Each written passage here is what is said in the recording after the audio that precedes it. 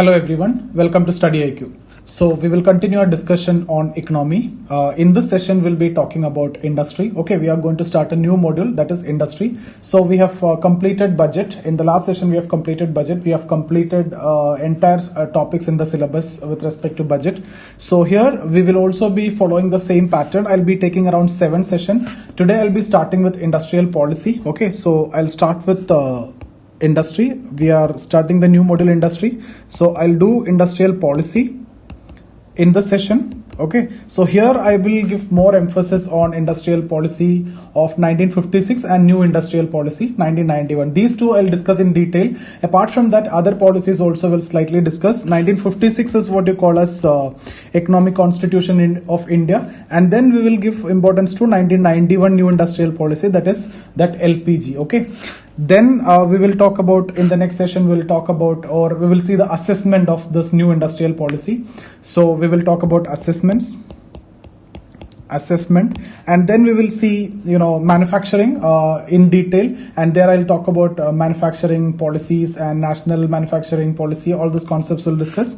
Then we will see skill development.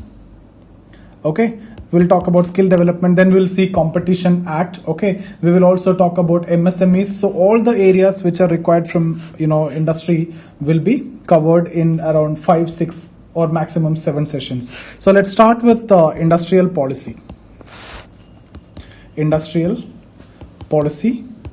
So I'll talk about all the policies, but we will give more emphasis for industrial policy resolution 1956 and new industrial policy 1991. So the first one is industrial policy resolution 1948. Okay, so industrial policy resolution 1948. So if you look into the features, the emphasis was on mixed economy. Okay, government and private play key roles in the development, so mixed economy, and it promoted small scale industries, so it gave emphasis to small scale industries, and restrictions was there on foreign investment. And I'll tell you how gradually the restrictions on foreign investment have reduced. Okay, and the reasons also I'll tell you how MNC started coming to India and how they have incorporated in the Indian economy, and all these concepts we are going to discuss shortly in this session itself, so you'll understand in that evolution. So restriction on foreign investment. So these are the key features of industrial policy resolution 1948. Now we will go for industrial policy resolution 1956, which is very important. Till 1991, till the reform time, this actually acted as the main idea about the industrial policy of the country. Okay, so industrial policy resolution 1956, which is also known as economic constitution of India. So industrial policy resolution 1956. Okay, so what is the significance of this? Why it is known as economic constitution of India? It actually laid down the basic foundation or the basic framework of all industrial policy of the country till 1991. So till 1991, all industrial policy, the basic framework is actually from here. Okay, now see, it started from second 5-year plan. If you see second 5-year plan, see the first 5-year plan is from 1951 to 56. Then it is from second 5-year plan. And what is the significance of second 5-year plan? We have given importance to industry. Okay, so this industrial policy is actually from the second 5-year plan, and second 5-year plan is from 1956 to 61.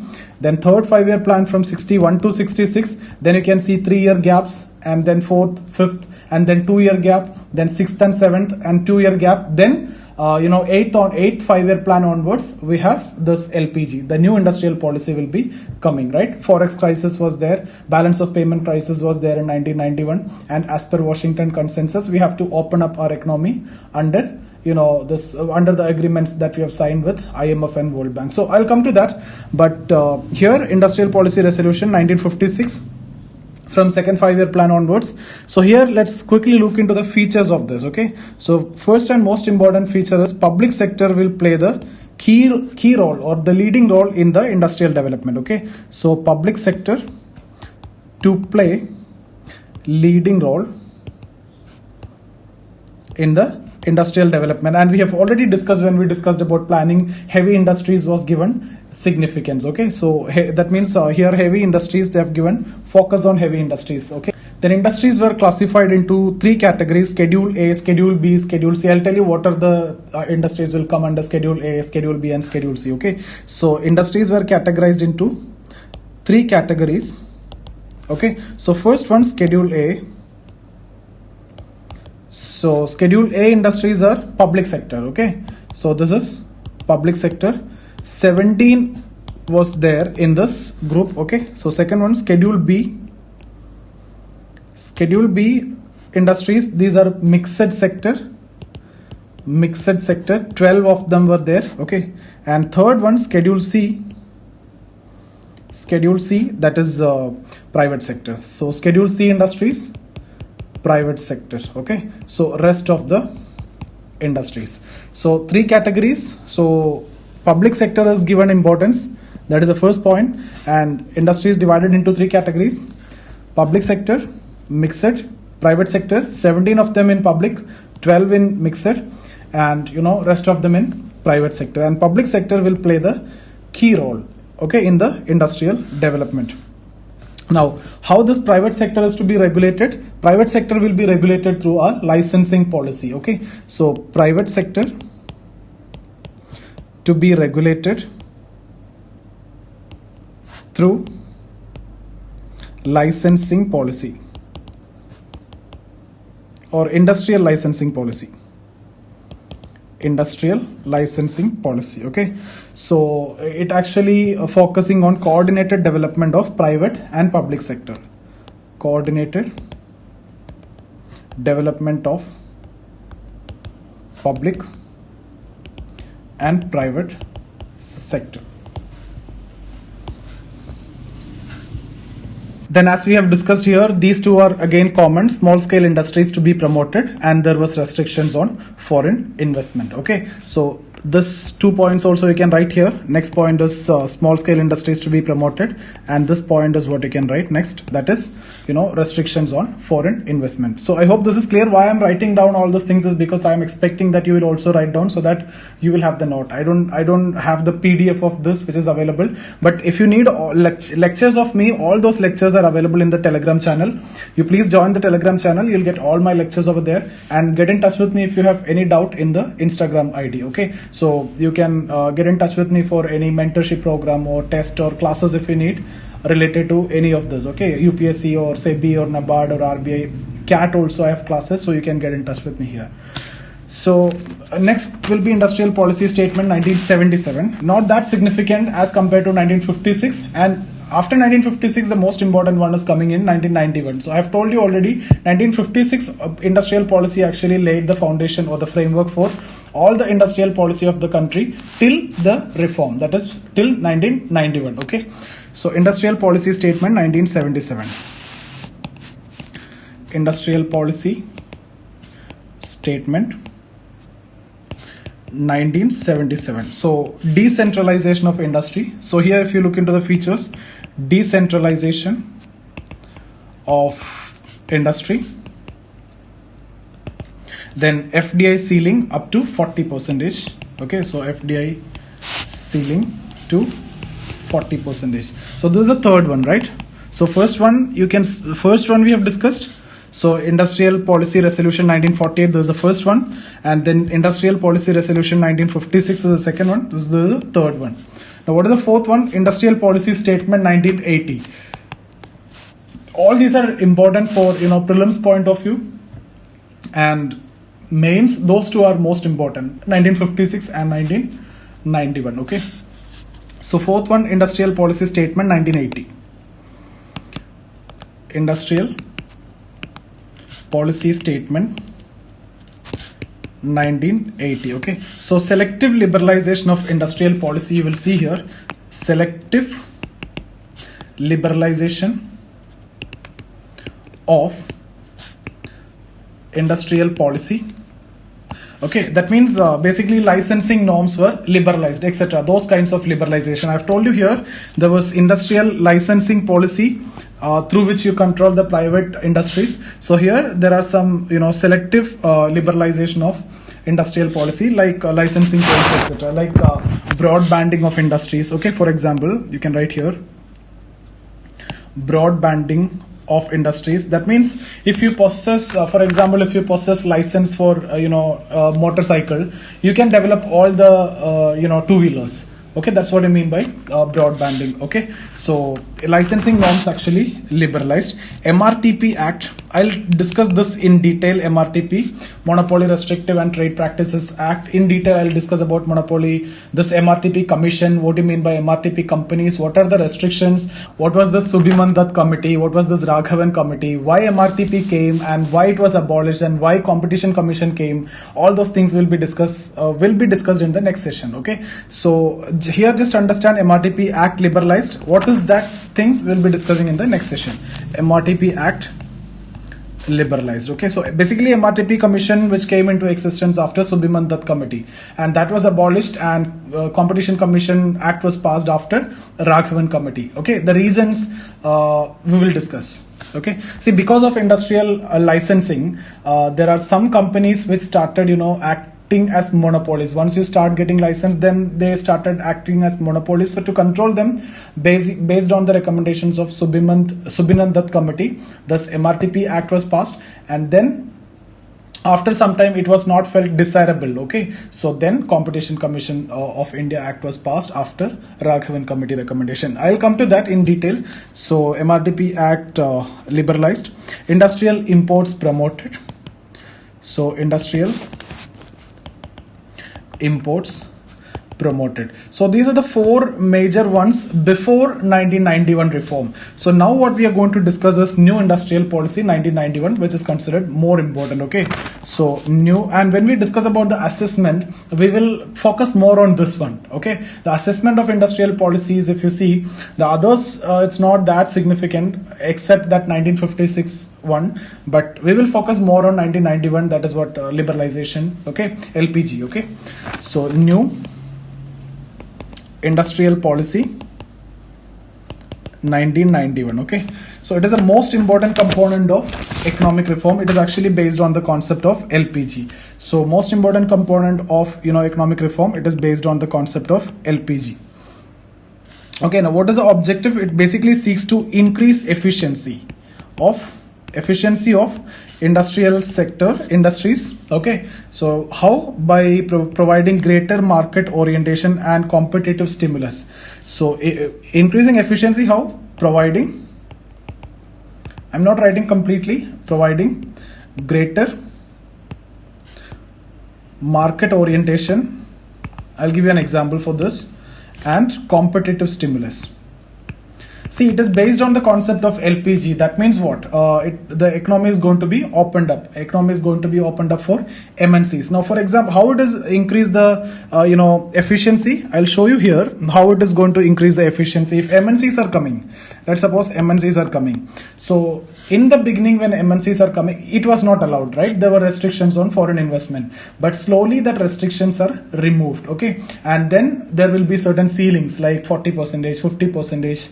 So different ceilings will be there.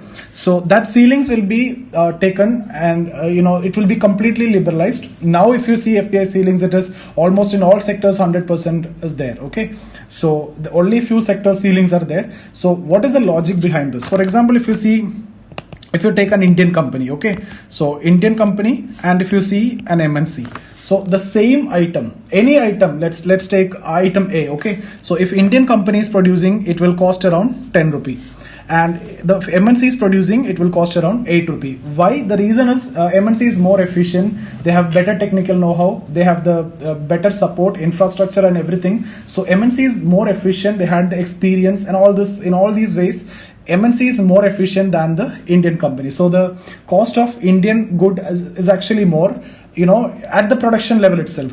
Immediately after the production itself, it costs 8 rupee, and Indian product, it costs 10 rupee. Now let's say if you're selling it in the market, if you go for 1 rupee profit here, and this MNC also going for 1 rupee profit, so this will be leavened Okay, and this will be 9. So if you allow this MNC to operate in India, do you think this Indian company can survive? No, this Indian company cannot survive because of competition. This MNC product only will be there in the market. You cannot, Indian company, nobody is going to buy at this price. When 9 rupee price, at 9 rupee the same item is available, Indian company cannot survive. So what the government will do is, they will make some restrictions so that the price of this will also be equal. Okay, or at least equal, or it will be more. So initially it will be slightly more, maybe 12 rupee.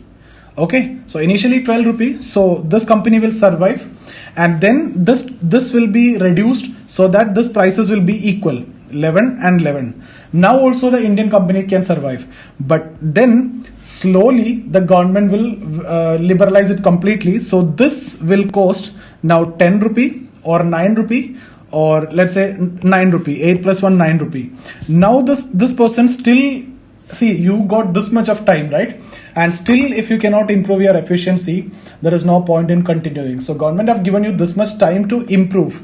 So by this time, you might have improved your efficiency. So the idea is, now at this situation, if you need to survive, you need to be efficient. So automatically you have to improve your efficiency. But we understood, I have told you that initially there are enough measures have been taken by the government to protect the Indian industries. Even though Indian industry is not efficient or inefficient, government was allowing even the inefficient Indian firm to make profit compared to the MNC. But slowly, you are withdrawing that ceilings, gradually liberalizing that ceiling, so that the Indian companies will be efficient. At the same time, the consumers also will get the benefit out of it. So I hope you understood the reason why this FDI ceilings is actually reduced gradually. Okay, now we'll go for the features of new industrial policy. Okay, so basically FDI ceiling, I've told you before, 40%. Now it was increased to 51%. So FDI ceiling 40 to 51% in selected high priority industries, not all. Now it is 100 in most of the cases. So here, selected high priority industries, it has increased from 40 to 51. That's the first point. Foreign Investment Promotion Board, FIPB, I'm not writing completely, I hope you will be writing it down since I'm saying this. Foreign Investment Promotion Board was established as a single window FDA approval authority. Okay, so approval authority. Under which ministry? It was under Finance Ministry, but the members of this can be from various ministries. Okay, and in 2017-18 budget, actually it was abolished. There was a proposal that it would be abolished because the importance of FIPB is reduced. Now there are two ways in which FDI can come, right? One is automatic route and approval route. So approval route or government route, right? So here, if it is coming in automatic route, there is no need of government permission. So there is no need of the single window approval authority in this case. So the importance of FIPB is actually reduced. So it was abolished. Third important point is automatic approval was provided to technology transfer agreements subject to a ceiling on royalty. So automatic approval, I'll explain this point, given or provided to technology transfer. See, where we are lacking in technology, right? So if you are providing technology, so technology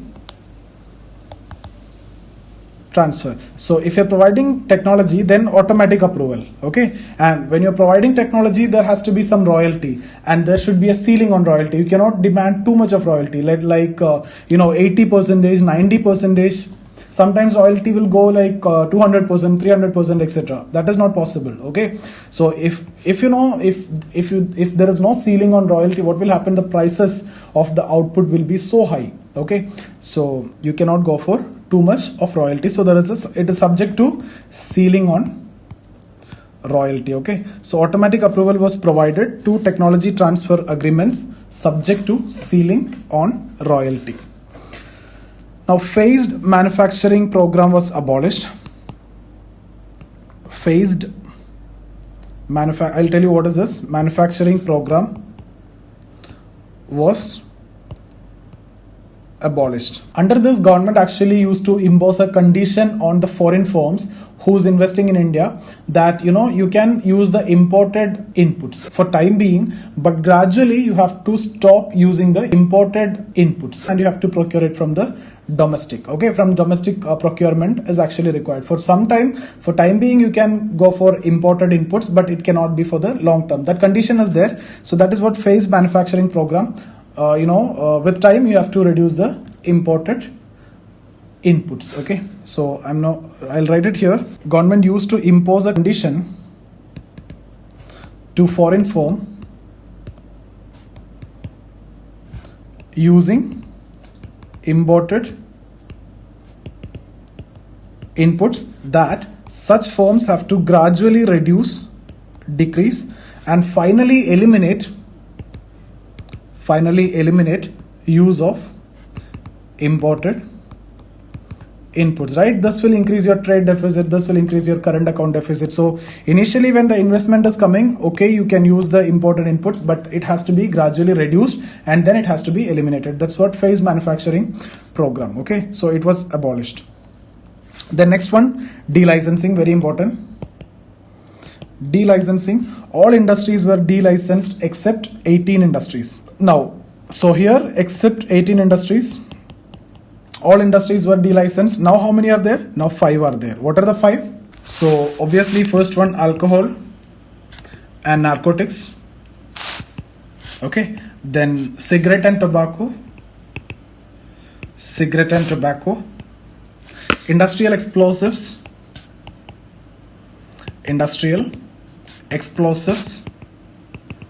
hazardous chemicals,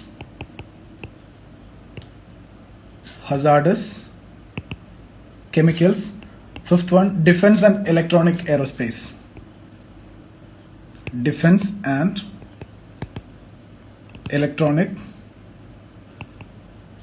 okay.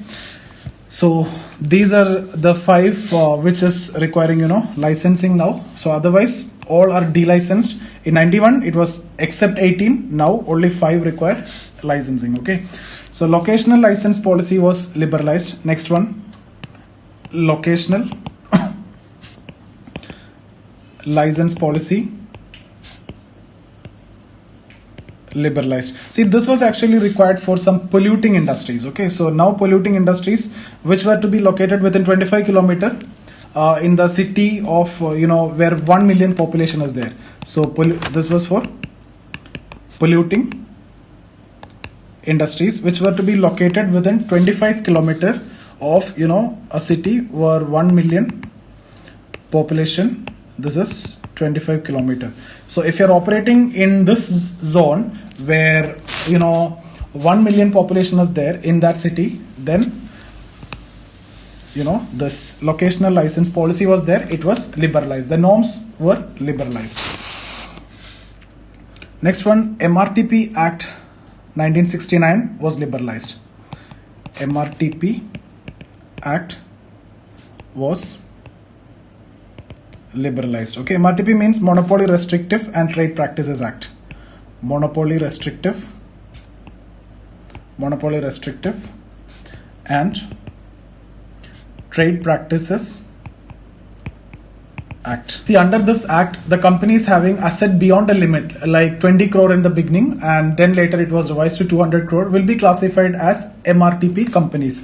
So 20 crore or more, it was classified as MRTP companies, and certain restrictions were imposed on such companies. Okay, and restrictions on such companies and their activities were actually regulated by MRTP Commission. MRTP Commission regulate the activities of these big companies. See, in 1991, this limit was 100 crore. This limit was 100 crore, and under the new industrial policy that we are discussing, this limit was actually abolished. Okay, so the threshold limit of assets of 100 crore, we have talked about MRTP company as beyond a limit asset they're holding, right? It was to 20 crore before. Now at this time, if it is 100 crore above, that limit was abolished, and instead the MRTP companies are defined like this. If you have a market share of more than 25%, okay, and you are engaging in some malpractices. Malpractices means anti-competitive practices, okay? Then it could be classified as MRTP companies. That means it is liberalized. Otherwise, if your assets is like more than 100 crore, you will be regulated strictly.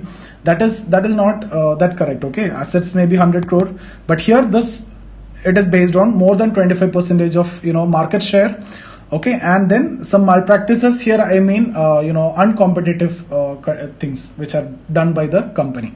I've already told you there was a licensing policy, right? Introduced by Industries Development and Regulation Act. So licensing policy introduced by Industries Development and Regulation Act 1951. So what were the objectives of this? Industrial development as per national priorities, okay? So that's why this licensing, whatever the priority of the country, that has to be given importance. That's why this licensing was there. So licenses were given based on the national priorities, okay? So industrial development as per national priorities. Second objective was balanced regional development. Balanced regional development. Third objective was obviously to reduce inequality, to remove poverty, etc. Reduce inequalities, okay? Now what happened is some companies who started getting this license, they started misusing it and they made it as monopoly. So these objectives were not able to meet, okay? So there was a committee in 1967, Subhimant Dutt committee. Okay, based on the recommendation of this committee only, MRTP Act was passed, 1969. Okay, now at this time, MRTP Act is not desirable. When we talk at this point, so in 2000 there was another committee. This is in 1967. In 2000, SVS Raghavan committee. SVS Raghavan committee. So this committee is Committee on Competition Policy. So Committee on Competition Policy. Okay. So it proposed MRTP Act to be replaced and instead Competition Act to be passed. Okay, and Competition Act 2000 was passed. So what is Competition Act 2000? We'll be discussing that in the next session, but it basically seeks to create competitive condition. So create competitive condition in the economy by creating a level playing field for all firms. Okay, so basically to create competitive condition by creating a level playing field for all firms. Level playing field for all firms. It basically check the abuse of dominance rather than dominance as such. If you have the quality, if you are efficient, it doesn't matter. You can be dominant, but it checks what? It does not check the dominance. It does not prevent you from getting dominant. It checks abuse of dominance. Okay, so it basically check abuse of dominance rather than dominance as such. Okay, so when we discussed about MRTP Act, I've told you MRTP Commission regulate the MRTP companies. Now that was abolished, that was replaced with Competition Commission of India Act 2002. So here a Competition Commission of India was established as the regulator. So Competition Commission. So it actually replaced the MRTP and MRTP Commission with Competition Commission of India was established as the regulator. Okay, now CCI will regulate all companies. Okay, it is more broader. So see what is the difference here? If you see, Competition Commission of India will regulate all the companies. So this is much broader. If on the other hand, MRTP regulate only monopoly, MRTP companies. which is, having 100 crore assets, or that restrictions which I've told you, 25% more share and involved in, uncompetitive practices or malpractices, etc. But when we talk about Competition Commission of India as a regulator, it regulates all the companies, okay, not just monopoly MRTP companies. I hope it is clear.